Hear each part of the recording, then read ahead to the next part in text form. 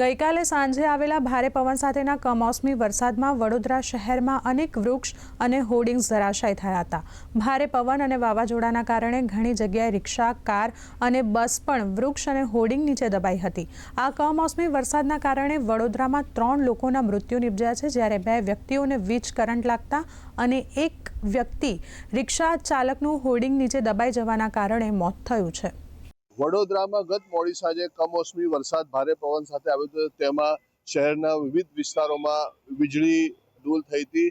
122 જેટલા ફીડરોમાં વીજ પુરવઠો ખોરવાયો હતો।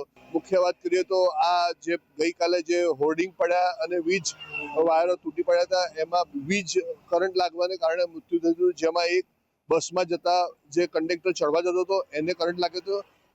વીજ વાયરના કરંટમાં પાણીમાં કૂતરું ફસાયું હતું, તેને બચાવ જતા તેનું પણ વીજ કરંટને કારણે મોત થયું। જ્યારે અન્ય એક બનાવમાં હોર્ડિંગ પડવાથી રિક્ષા ચાલક પર હોર્ડિંગ પડ્યું હતું, જેમાં તેને સહેજ હોસ્પિટલ સારવાર માટે લઈ ગયા હતા, તેનું પણ સારવાર દરમિયાન મોત છે।